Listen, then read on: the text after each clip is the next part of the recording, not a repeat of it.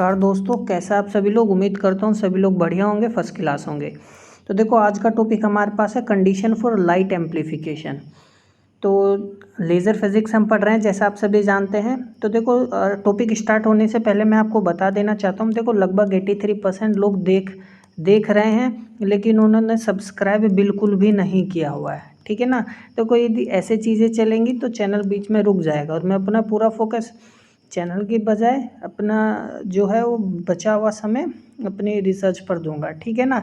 आपको जो मैं कंटेंट प्रोवाइड कर रहा हूँ ना, मैं आपको 100% गारंटी के साथ कह सकता हूँ कि आपको कहीं मिलने वाला नहीं है, ठीक है ना। जिस तरीके से मैंने कंटेंट को फ्रेम किया है कहीं नहीं मिलेगा आप लोगों को, ठीक है ना। और जिस तरीके से सिंप्लीफाई करके उसको मैं समझाने की कोशिश करता हूँ। तो आज का टॉपिक स्टार्ट करते हैं, ठीक है ना, बिना समय गंवाए। तो जो सब टॉपिक्स हमें पढ़ने हैं मैं आपको एक क्विक रिव्यू दे देता हूँ। हम कंडीशन ऑफ लाइट एम्प्लीफिकेशन में मैथमेटिकल अप्रोच देखेंगे, ठीक है ना। किस तरीके से इंटेंसिटी में वेरिएशन होता है और वो वेरिएशन हमें किस तरीके से गेन देगा। जब इंटेंसिटी में गेन होगा तभी तो लाइट का एम्प्लीफिकेशन होगा, ठीक है ना। समझ में आई बात। तो हम क्या निकालेंगे, गेन कोफिशिएंट निकालेंगे। ऑप्टिकल कैविटी में क्या निकालेंगे, गेन कोफिशिएंट हमने निकालना है, ठीक है। ये होता है हमारे पास गेन कोफिशिएंट, इसका हम डेराइव करेंगे और ये गेन कोफिशिएंट हमें बताएगा किस तरीके से लाइट का एम्प्लीफिकेशन होगा और क्या क्या कंडीशन होगी। तो पॉपुलेशन इन्वर्जन हमारा कैसा होगा ताकि लाइट एम्प्लीफिकेशन हो सके। गेन कोफिशिएंट मैंने जैसे बताया पढ़ना है। एब्जॉर्प्शन कोफिशिएंट हम पढ़ेंगे, लॉस भी जैसे हमारा होता है इंटेंसिटी का, ठीक है ना। फिर उसके बाद हमारा टॉपिक होगा relation between gain coefficient and stimulated emission cross section. तो ये आज हमने पढ़ना है। तो बिना समय गंवाए आइए स्टार्ट करते हैं, ठीक है। तो देखो लाइट एम्प्लीफिकेशन का मतलब क्या होता है टिपिकली भाई, एम्प्लीफाइंग होना किस चीज़ का, लाइट वेव्स का जो लेज़र लाइट्स है उसका क्या होना है, एम्प्लीफिकेशन होना। इसको हम सिंपल भाषा में बोलते हैं लाइट एम्प्लीफिकेशन। लेकिन लाइट एम्प्लीफिकेशन के लिए क्या चाहिए, लाइट एम्प्लीफिकेशन के लिए चाहिए हमें पॉपुलेशन इन्वर्जन होना। जैसे हम प्रीवियस क्लासेस में पढ़ चुके हैं ना थ्योरी में। तो लाइट एम्प्लीफिकेशन कब होगा, जब ऑप्टिकल मीडियम में हमारे पास क्या होगा, पॉपुलेशन इन्वर्जन होगा, स्टिमुलेटेड इमिशन होगा और फीडबैक मैकेनिज्म, जिसको हम क्या बोलते हैं, फीडबैक मैकेनिज्म का होता है ऑप्टिकल रेजोनेटर, ठीक है ना। क्या, ऑप्टिकल रेजोनेटर। तो हमें पॉपुलेशन इन्वर्जन चाहिए, ऑप्टिकल रेजोनेटर चाहिए और स्टिमुलेटेड इमिशन चाहिए। ये चीज़ें हमें चाहिए ताकि लाइट का क्या हो सके, एम्प्लीफिकेशन हो सके। और लाइट जब एम्प्लीफाई होगी एज अ लेज़र के फॉर्म में बाहर निकलेगी तो कोहेरेंट लाइट होती है, एम्प्लीफाइड बीम ऑफ लाइट। समझ में आई बात। तो ये होता है एम्प्लीफिकेशन का मतलब। तो हम मैथमेटिकल अप्रोच अभी यहाँ पर लगाएंगे, ठीक है ना। अभी यहाँ ध्यान से देखो इंटेंसिटी जो है लाइट का फ्रीक्वेंसी पर निर्भर करता है। तो इंटेंसिटी क्या, फंक्शन ऑफ लाइट है, वो फंक्शन ऑफ फ्रीक्वेंसी है। तो intensity of light at frequency mu changes as it propagates through a medium. अब इंटेंसिटी क्या जो है लाइट का, वो क्या होता है, चेंज होता है जैसे वो मीडियम में ट्रैवल करता है। अभी आप देख सकते हो यहाँ पे, ये मेरे पास क्या है, ऑप्टिकल कैविटी है, ठीक है ना। इसमें क्या मेरे पास मीडियम है, एक्टिव मीडियम है, ठीक है ना। अब उस एक्टिव मीडियम में मान लो मेरे पास यहाँ कोई भी मीडियम रखा हुआ हो, ठीक है ना। तो इस सरफेस पर जो है इंटेंसिटी मेरा क्या है, ये देखो, ये एक्सिस मैंने क्या मान ली, जेड। आप कुछ भी मान सकते हो, एक्स वाई मैंने जेड लिया है, ठीक है ना। ये है। तो यहाँ पर जो इंटेंसिटी है कितना है, आई है। और प्रोपोगेशन कितना हुआ, डी जेड डिस्टेंस में। अब इंटेंसिटी में वेरिएशन कितना आ गया, ये समझ में आई बात, ठीक है ना। तो ध्यान से समझो मैं क्या कह रहा हूँ। जो चेंज इन इंटेंसिटी आया ना विद रेस्पेक्ट टू जेड, है ना, change in intensity with respect to Z, वो डायरेक्टली प्रोपोर्शनल होता है हमारे पास इंसिडेंट इंटेंसिटी के। तो जो इंटेंसिटी इनिशियल थी, क्या बोल रहा हूँ मैं, जो इंटेंसिटी इनिशियल थी, समझ में आई बात। यही चीज़ यहाँ पर है, आप देख सकते हो। जो चेंज इन इंटेंसिटी है विद रेस्पेक्ट टू जेड, ठीक है ना, किसके प्रोपोर्शनल है, आई के। तो हमारे पास जो di/dz होगा वो क्या होगा, ये प्रोपोर्शनलिटी का साइन हटा देंगे हम, इसको मैंने क्या लिखा है गामा से। देखो प्रोपोर्शनलिटी का साइन यहाँ पॉजिटिव है, तो देखो change in intensity with respect to Z क्या आ रहा है, पॉजिटिव आ रहा है, यानी लाइट का एम्प्लीफिकेशन हो रहा है। हमें एम्प्लीफिकेशन ही पढ़ना है, इसलिए मैंने यहाँ पॉजिटिव लिया। यदि मैं एब्जॉर्प्शन पढ़ता तो मैं यहाँ क्या लगा देता, नेगेटिव। यदि आपने मेरे प्रीवियस लेक्चर्स पढ़े हो ना एटॉमिक एंड मॉलिक्यूलर फिजिक्स में, मैंने वहाँ पर आपको डिस्कस किया एब्जॉर्प्शन कोफिशिएंट। तो एब्जॉर्प्शन कोफिशिएंट क्या होता है, यदि इंटेंसिटी ट्रैवल करती है एक्स डिस्टेंस, है ना, समझ में आई बात, तो उसमें एब्जॉर्प्शन हो जाए तो एब्जॉर्प्शन से इंटेंसिटी में चेंज होगा, यानी कम हो जाएगी, तो मेरे पास क्या आता है माइनस एल्फा एक्स। समझ में आई बात, यानी अब ये क्या है, एब्जॉर्प्शन कोफिशिएंट है, इंटेंसिटी क्या है, घट गई है एब्जॉर्प्शन की वजह से। लेकिन हम यहाँ लाइट एम्प्लीफिकेशन पढ़ रहे हैं, इस वजह से देखो ये क्या है, पॉजिटिव। ये मेरे पास है गेन कोफिशिएंट, इसको हम क्या बोलते हैं, गेन कोफिशिएंट। समझ में आई बात, ठीक है ना। और इसी गेन कोफिशिएंट को हमें डिराइव करना है, ठीक है।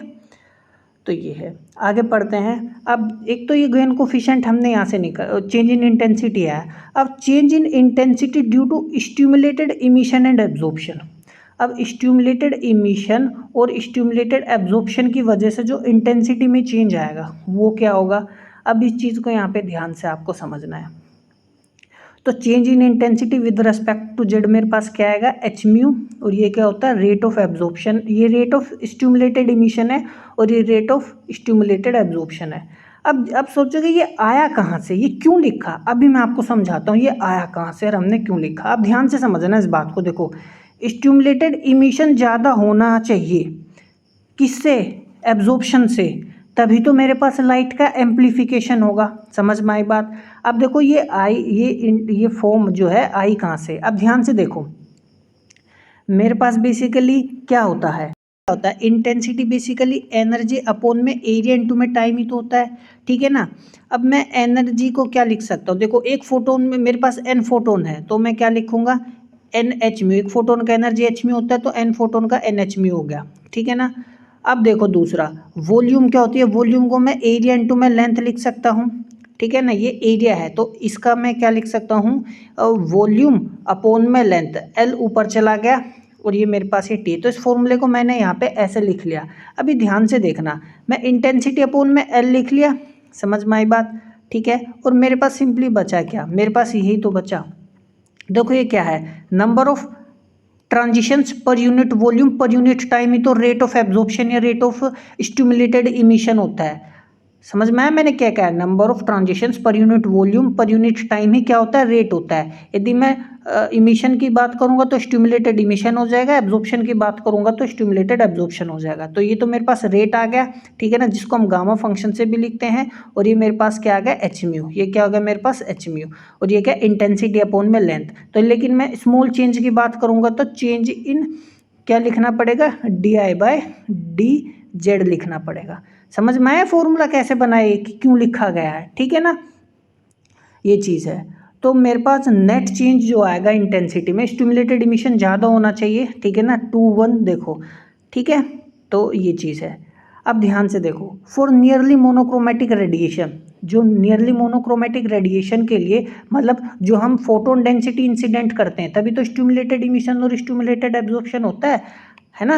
हमारे पास यदि जो डेंसिटी इंसिडेंट करते हैं तो एब्जॉर्प्शन होगा, और स्टिमुलेटेड इमिशन अपने आप तो नहीं होता, तो यह बाहर से जो फोटोन डेंसिटी हम या एनर्जी डेंसिटी हम इंसिडेंट करते हैं, ठीक है, तो वो क्या होनी चाहिए, नियरली मोनोक्रोमेटिक होनी चाहिए। तो उस केस में हमारे पास जो रेट ऑफ स्टिमुलेटेड इमिशन होता है, ये जो होता है वो क्या होता है, N2। अब ध्यान से देखना इस चीज़ को गौर से, इसमें मेरे पास number of atoms per unit volume ही हो गए, इसमें number of atoms per unit volume N1 हो गए, ठीक है ना। तो ऊपर से आ रहा है N2, स्टिमुलेटेड इमिशन की मैं बात कर रहा हूँ, तो इस स्टेट में कितने पार्टिकल्स, N2, इसका आइंस्टाइन कोफिशिएंट कितना होगा, B21, और एनर्जी डेंसिटी जो मैंने बाहर से इंसिडेंट की है। ये हम बेसिकली कब लिखते हैं, ब्रॉड बैंड रेडिएशन के लिए। यदि आपने प्रीवियस 2 लेक्चर्स मेरे देखे होंगे ना तो आपको समझ में आएगा, ठीक है ना। ये मैंने लाइन से फंक्शन वाले लेक्चर में, आप जाना लाइन से फंक्शन वाले लेक्चर में आप समझ पाओगे। तो जब नियरली मोनोक्रोमेटिक रेडिएशन लाइट होती है तो एक एक्स्ट्रा फैक्टर हमारे पास आता है जिसको हम क्या बोलते हैं, लाइन से फंक्शन। ये मैंने डेराइव किया हुआ है, उधर आप जाओगे तो पता करेगा, ठीक है। इसी तरीके से सिमिलरली हम क्या लिख सकते हैं, स्टिमुलेटेड एब्जॉर्प्शन। तो स्टिमुलेटेड एब्जॉर्प्शन लोअर स्टेट से अपर स्टेट में होगा, तो लोअर स्टेट में कितने पार्टिकल्स है उसका हमारे पास आइंस्टाइन कोफिशिएंट और एनर्जी डेंसिटी, और ये मेरे पास क्या होगा, लाइन से फंक्शन। ठीक है, समझ में आई बात। हम ये भली बात ही जैसे मैंने बताया, ये पॉपुलेशन हो गया हमारे पास, ये आइंस्टाइन कोफिशिएंट हो गया, और ये मेरे पास स्पेक्ट्रल एनर्जी डेंसिटी होगी रेडिएशन फील्ड की। ठीक है ना, अब ध्यान से देखो, सॉरी 1 मिनट, ठीक है, ये 1 मिनट।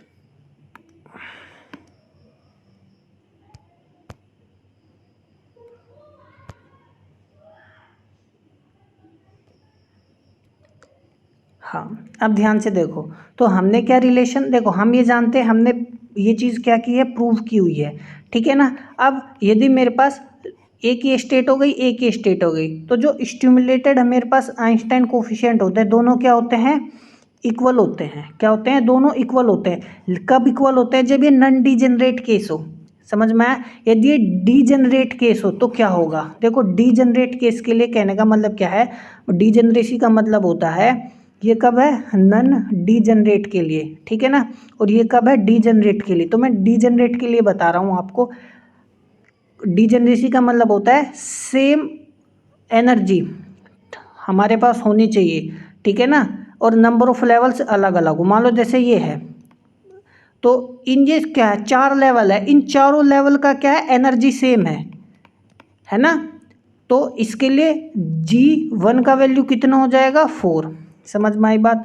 और मान लो इसमें कितना है, हो जाएगा G2 कितना हो जाएगा मेरे पास, 3। इसमें कितने लेवल है, 3, लेकिन इसका एनर्जी कितना E2 और इसका एनर्जी कितना E1। मतलब इन सभी, इन तीनों का क्या एनर्जी E2 है, सेम है, और इन चारों का एनर्जी क्या सेम है। इसको बोलते हैं डीजेनरेसी। यदि ये एक ही एनर्जी लेवल है तो ये 1-1 हो जाएंगे हमारे पास। ठीक है ना, उस केस में हमारे पास क्या होगा, ये दोनों आइंस्टाइन कोफिशिएंट इक्वल होते हैं। ठीक है ना, तो देखो एक तो इस चीज़ का हमें इस्तेमाल करना है। ठीक है ना, समझ में आई बात। दूसरा स्पेक्ट्रल एनर्जी डेंसिटी, हम देखो ये चीज़ें हमें सारी इसमें पुट करनी है। इसमें क्या करना है, उठा के यहाँ रख देना है, और इन दोनों को फिर क्या करना है, कंपैरिजन करना है। इन दोनों इक्वेशंस का हम क्या करेंगे, कंपैरिजन करेंगे। ठीक है ना, ये सारी जो स्टिमुलेटेड इमिशन रखना है, स्टिमुलेटेड एब्जॉर्प्शन रखना है। ठीक है, समझ में आई बात। अब देखो हमारे पास जो स्पेक्ट्रल डेंसिटी और इंटेंसिटी के बीच में रिलेशन क्या होता है, ये प्रीवियस क्लासेस में भी मैंने बताया था। हमारे पास ये होता है, ठीक है ना। और वेलोसिटी क्या होता है मीडियम में जो लाइट का, तो ये v=c/n। n क्या है, रिफ्रैक्टिव इंडेक्स। समझ में आई बात। तो यहाँ से मैं क्या निकाल सकता हूँ, स्पेक्ट्रल एनर्जी डेंसिटी निकालूंगा, तो मेरे पास सिंपली ये आएगी। ठीक है ना, समझ में आई बात। ठीक है, NIC। आप यदि प्रीवियस लेक्चर्स को फॉलो कर पा रहे होंगे तो समझ पा रहे होंगे। तो देखो इसको मैं जब इन दोनों को रख दूंगा ना, देखो यहाँ पे मेरे N2 हो गया, ये मेरे पास B21 हो गया, और यहाँ पर मैंने एनर्जी डेंसिटी रख दी, है ना। एनर्जी डेंसिटी क्या है, NI/c, और ये लाइन फंक्शन है। स्टिमुलेटेड एब्जॉर्प्शन में भी ये रखा। अब स्टिमुलेटेड एब्जॉर्प्शन में यहाँ तो B12 होता है ना, तो B12 को मैंने क्या लिखा, B12 जो मेरे पास होता है, ठीक है ना। और ये जो मैंने बताया, ये हमारे पास होता है 2 और ये होता है 1। ये इसको ऐसे याद रखो, यहाँ 1 है तो यहाँ 1 आ जाएगा, यहाँ 2 है तो यहाँ 2 आ जाएगा। ये याद रखने का तरीका है। यदि नॉन डीजेनरेट होते तो दोनों इक्वल होते। समझ में आया। तो मैंने क्या कर दिया, B12 का वैल्यू जो था ये रख दिया सिंपली। ठीक है, और फिर ये मैंने किसका वैल्यू रखा यहाँ पे, ये मेरे पास एनर्जी डेंसिटी का वैल्यू आ गया, और ये लाइन से फंक्शन। अब इसका वैल्यू उठा के देखो, net rate of change of intensity में रख दिया, ये यहाँ पे रख दिया और ये यहाँ पे रख दिया हमने। सिंपल कैलकुलेशन है। ठीक है, अब के कॉमन क्या क्या लेना है, देखो हमने अब क्या लेना कॉमन, देखो n तो बाहर आ जाएगा, तो NH में होगा, B21 आ गया, यहाँ से भी B21 आ गया, इंटेंसिटी अपॉन C आ गया, ये भी आ गया। तो यहाँ पे देखो क्या क्या बचा, N2 बचा, और यहाँ पर मेरे पास N1 G21 G1 बचा। समझ में आई बात। ठीक है, अब इसको हमने क्या करना है, कंपेयर करना है इसके साथ। क्या करना है, कंपेयर। अब देखो नॉन डीजेनरेट होता है तो G1 G2 नहीं आता, ये यहाँ से हट जाएंगे और सिंपली मेरे पास N2 - N1 आएगा, जो मोस्ट ऑफ द बुक्स में आप देखोगे भी। अब ठीक है ना, तो हम यहाँ से क्या निकाल लेंगे, गेन कोफिशिएंट हम अपना पता कर सकते हैं। तो देखो जब दोनों को कंपैरिजन करेंगे, इन दोनों का हम क्या करेंगे, कंपैरिजन करेंगे। तो देखो ये इसको हटाओ और जो ये पूरा रेस्ट ऑफ द बचा, तो ये आ गया मेरे पास गेन कोफिशिएंट। क्या आ गया, ये गेन कोफिशिएंट आ गया। समझ में आई बात। और हम B21 का वैल्यू यहाँ रख भी सकते हैं। तो B21 हमारे पास क्या होता है, देखो आइंस्टाइन कोफिशिएंट अब मैंने प्रूव कराए थे आपको, दूसरे तीसरे लेक्चर या चौथे पांचवें लेक्चर में होंगे, आप देख लेना। तो ये रिलेशन होता है A21 और B21 के बीच में। यहाँ से मैं B21 निकाल सकता हूँ। देखो ये B21 यहाँ से निकाल लिया हमने, ठीक है ना। समझ में आई बात। एन क्या है, रिफ्रैक्टिव इंडेक्स है। इसको मैं B21 को देखो ऐसे भी लिख सकता हूँ, B21 जो है C³ 8 पाई, ठीक है ना, H mu cube N cube. और ये A21 को मैं क्या लिख सकता हूँ, 1 में लाइफ, ये क्या है, लाइफ टाइम है, मतलब लाइफ टाइम किसका, एक्साइटेड स्टेट का, जो N2 स्टेट है, ठीक है ना, स्पॉन्टेनियस इमिशन। समझ में आया। ये क्या होता है, जो लाइफ टाइम होता है ना एक्साइटेड स्टेट का स्पॉन्टेनियस इमिशन के केस में, वो होता है। तो A2 हमारे पास क्या होता है, 1 में TSP, ठीक है। तो ये आप यदि फॉलो कर पा रहे होगे प्रीवियस लेक्चर्स को, तो आप समझ पाओगे। अब तो ये कुछ नहीं करना, उठा के यहाँ पे रख देना है। तो जब इसमें हम रखेंगे, कैलकुलेशन करेंगे, देखो सिंपली यहाँ पे उठा के रख दिया, ठीक है।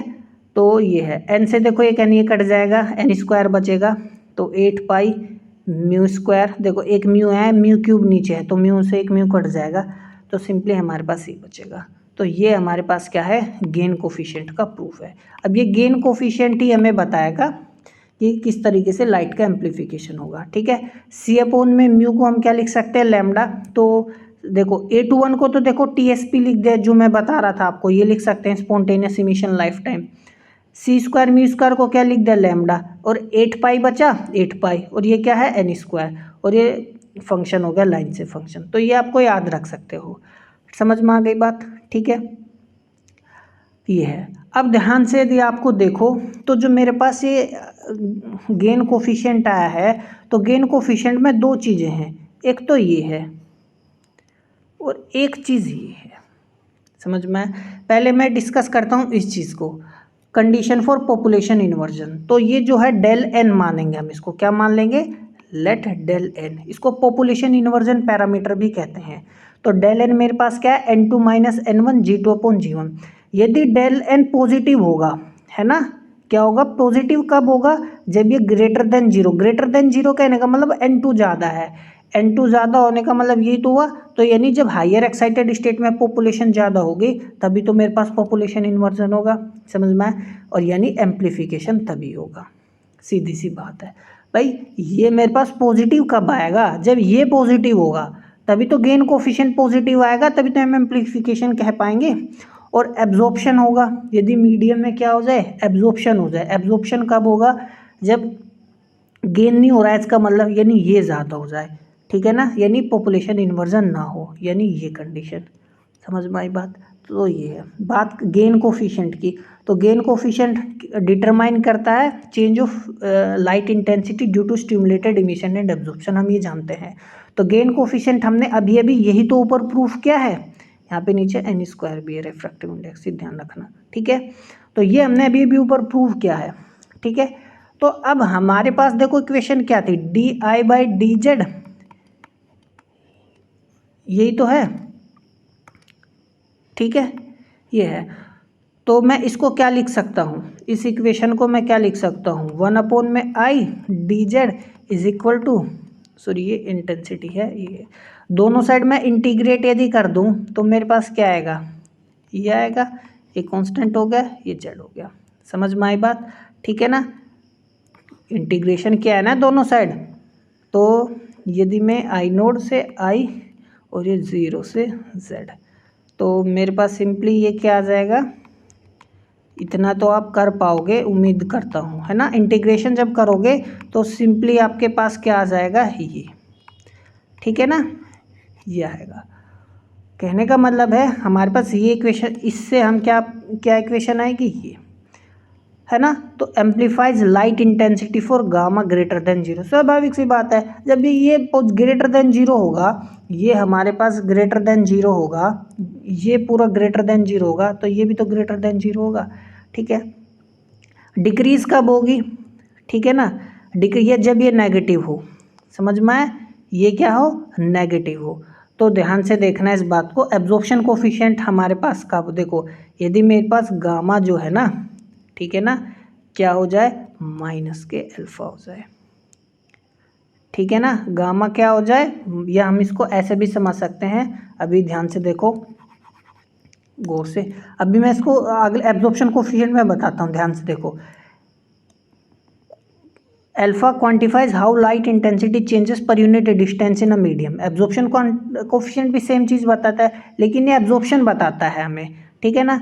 अब तो एब्जॉर्प्शन ध्यान से देखो, यदि गेन कोफिशिएंट नेगेटिव हो जाए, गेन कोफिशिएंट क्या हो जाए, नेगेटिव हो जाए, समझ में आया, तो वो क्या होगा, एब्जॉर्प्शन का केस हमें मिलेगा। तो देखो गेन कोफिशिएंट का माइनस अल्फा लिख दिया मैंने, तो ये डिक्रीज बताएगा लाइट इंटेंसिटी का। समझ में आया मैंने क्या बता रहा हूँ मैं, ठीक है ना। कोई डाउट है, डाउट नहीं होना चाहिए। तो रिलेशन है गेन कोफिशिएंट के साथ। तो अल्फा यदि मेरे पास क्या हो, ग्रेटर देन जीरो आ रहा हो, ठीक है, तो ये ग्रेटर देन जीरो कब आएगा, जब ये नेगेटिव होगा, है ना भाई। ये क्या है, ये एब्जॉर्प्शन बता रहा है, एब्जॉर्प्शन कोफिशिएंट है। तो ये ग्रेटर देन जीरो कब आएगा, जब यहाँ ये भी नेगेटिव हो जाए और एक और नेगेटिव ऑलरेडी लगा हुआ है ना, ये नेगेटिव हो जाए, तो तभी तो ये आएगा पॉजिटिव। तो एब्जॉर्प्शन कोफिशिएंट आ गया, यानी एब्जॉर्प्शन कोफिशिएंट हमें क्या बता, इंडिकेट कर रहा है, एब्जॉर्प्शन कर रहा है। समझ में आया, कोई डाउट है, ठीक है। अच्छा, और यदि ये नेगेटिव आ जाए, तो ये नेगेटिव आ गया, तो इसके सामने एक नेगेटिव लग जाएगा, नेगेटिव से नेगेटिव कट जाएगा, तो मेरे पास गेन कोफिशिएंट आ रहा है। तो गेन कोफिशिएंट क्या इंडिकेट कर रहा है, एम्प्लीफिकेशन लाइट इंडिकेट कर रहा है। समझ में आई बात, ठीक है। तो ये चीज़ है, ठीक है ना। तो उम्मीद करता हूँ आपको चीज़ें समझ आ रही होंगी। लास्ट हमारे पास टॉपिक बचता है relation between gain coefficient and stimulated emission cross section. देखो गेन कोफिशिएंट हमने यही तो प्रूव किया है वह, है ना, ये प्रूव क्या है, हम इसको सी स्क्वायर मी स्क्वायर को लैम्डा स्क्वायर भी लिख सकते हैं, है ना, और 1/TSP इसको A21 भी लिख सकते हैं, आप कैसे भी लिख सकते हो। इसको मैंने अभी जैसे ऊपर बताया, ये हमारे पर लिए क्या है, डेल एन है, ठीक है ना। और ये जो पैरामीटर है ना, ये जो पैरामीटर है, यदि आपने मेरे प्रीवियस लेक्चर्स पढ़े होंगे आप समझ पाएंगे होंगे, इसको हम क्या बोलते हैं, स्टिमुलेटेड इमिशन क्रॉस सेक्शन, ठीक है ना। तो गेन कोफिशिएंट को हम सिंपली क्या लिख सकते हैं, product, it is a product of stimulated emission cross section, ठीक है ना। समझ में आई बात, ये देखो यार 2 1 आना चाहिए, क्या आना चाहिए, 2 1, 1 मिनट, सॉरी 1 मिनट, 1 मिनट, हमने क्या प्रूफ किया था, हाँ है ना, तो ये हाँ ठीक है, तो ये हमारे पास क्या आना चाहिए, 2 1 आना चाहिए। तो ये क्या है मेरे पास, stimulated emission cross section. Stimulated emission cross section और spontaneous emission cross section equally होते हैं, तो ये आ गया हमारे पास सिंपली, ठीक है ना। तो ये हमें स्टिमुलेटेड इमिशन क्रॉस सेक्शन को इसका ये आता है, प्रूफ ऑलरेडी कराया हुआ है मैंने, आप प्रीवियस लेक्चर्स देखोगे तो आपको समझ आएगा। तो डेल एन तो मेरे पास जहाँ पे ये है, और ये मेरे पास क्या है, स्टिमुलेटेड इमिशन क्रॉस सेक्शन है, जिसको हम इसको ऐसे भी लिख सकते हैं, सी स्क्वायर म्यू स्क्वायर को क्या लिखा, लैम्डा स्क्वायर, और इसको हमने क्या लिखा, A21, और ये लाइन से फंक्शन है, ठीक है ना। तो उम्मीद करता हूँ आपको चीज़ें समझ आई होंगी। आप 1-2 बार इसको यदि अच्छे से पढ़ोगे, नोट डाउन करोगे, खुद से भी समझने की कोशिश करोगे तो कर पाओगे। तो मिलते हैं अगले लेक्चर में, तब तक पढ़ते रहिए, नमस्कार।